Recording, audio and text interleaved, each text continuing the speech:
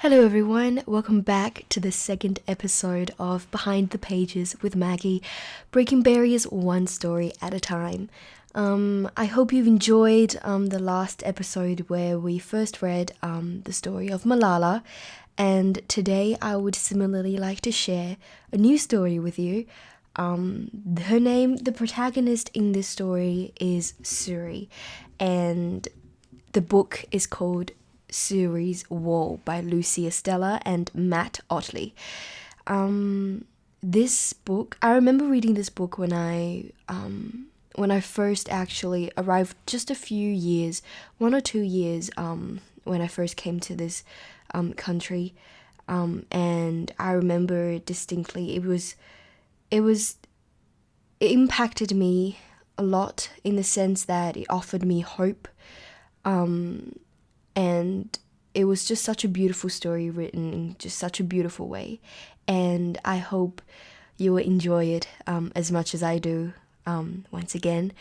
And without further ado, let's get into Suri's wall.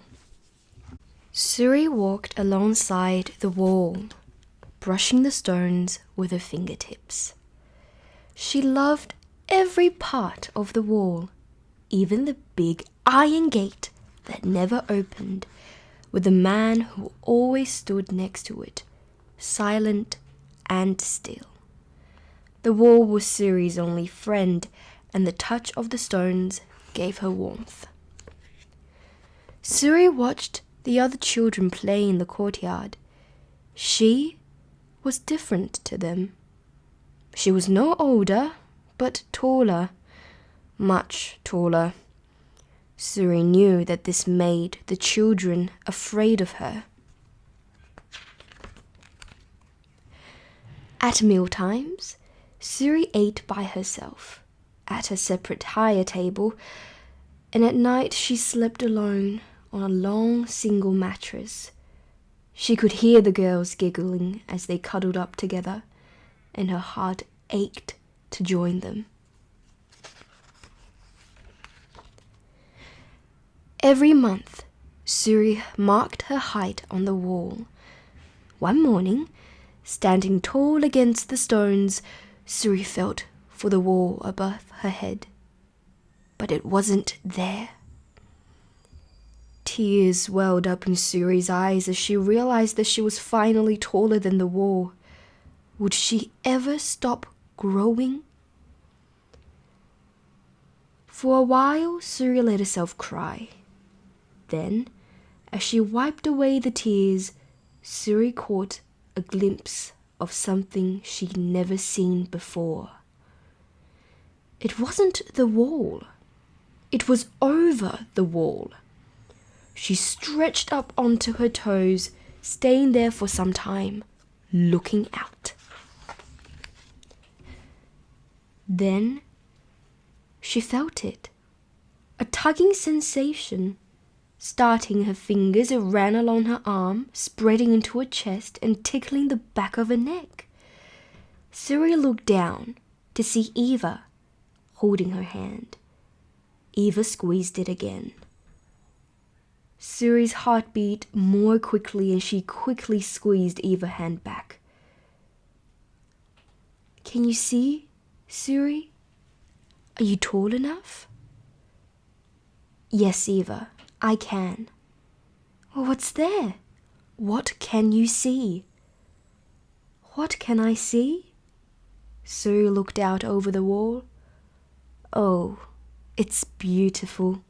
Let me tell you all about it. Suri spoke of rivers running through rolling hills and golden bridges stretching far beyond sight. Eva now sat at Suri's feet with Peter, Michael, and Maria. And what's over that wall? Michael pointed. There's a huge harbour filled with boats. The biggest ship has red sails and a royal crest on the bow. It must be the king's ship, cried Peter. That's a good sign for sure. The bell rang out for dinner, and Maria and Eva grabbed Suri's hands as they skipped towards the hall. As they smiled and laughed together through dinner, Suri realized that the children were no longer afraid of her. Day after day, more and more children came and sat for hours as Suri described the surrounding town and its people.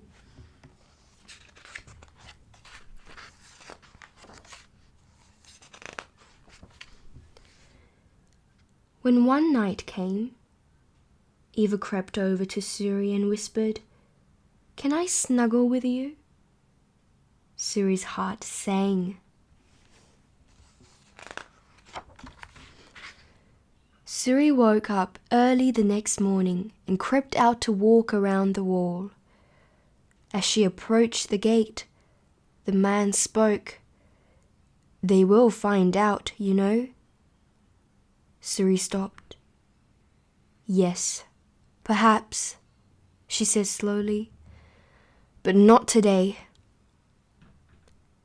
Later that day, the children found Suri. "What's happening over the wall?" Luca asked.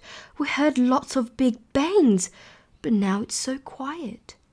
"Please, Suri," said Eva, "tell us what you see."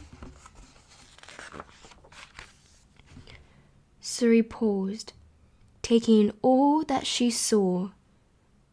"What can I see?" She looked down at the upturned faces of the children. "Oh, it's beautiful.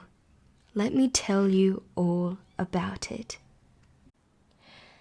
Now I really want to share with you my perspective or my take on the story, and also I'll just do a little bit of explaining because it's quite hard to really understand the meaning of the book without the images on its side, because I think these illustrations really greatly depict and contrast and really highlights what the author is trying to say.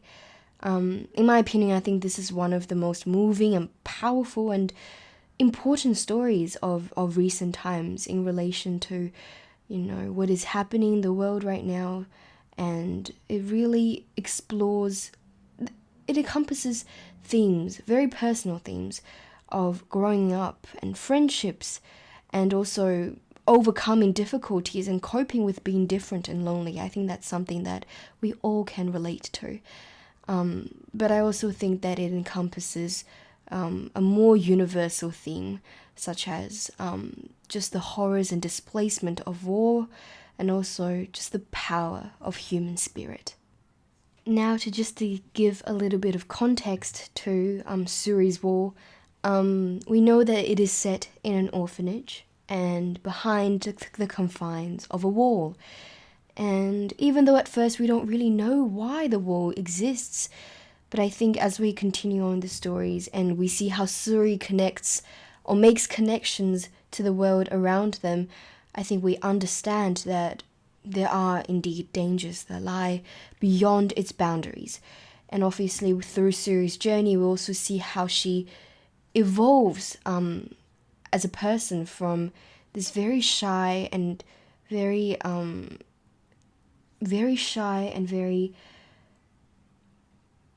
timid person to really trying to make friends with her fellow orphans, and also rising up to the role of a protector of the children's innocence.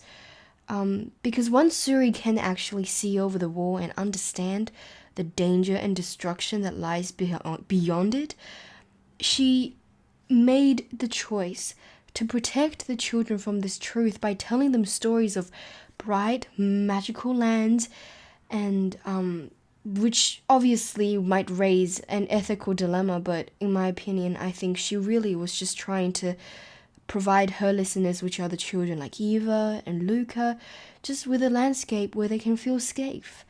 I think that really is her intention as to why she chooses to tell these stories and to mask the truth from them. Now, we can say that this might not be the right thing to do, because don't all children, or wouldn't her friends all deserve the same the power to know the truth, well, I think in this instance, we can also understand why Suri did what she did in order to protect their innocence and to allow them to still maintain this idea of hope. And I think another very interesting point we should make is a central metaphor throughout the book, and that's the wall. The wall, at first, it appears that the wall is Suri's only friend, and before she grows tall enough to see over it, it is said in the book that the touch of the stones gave her warmth. So perhaps to Suri, the walls offered her protection, but at the same time we can also see how it really left out and isolated the children from the outside world. But perhaps we can also see it from another perspective, to see that the walls are there to protect them and to make them feel safe. But of course, this is just my take on what the wall represents in this book.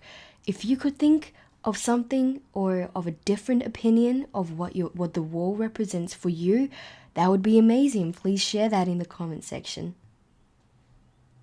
Well, this concludes our second episode of Behind the Pages with Maggie, breaking barriers one story at a time.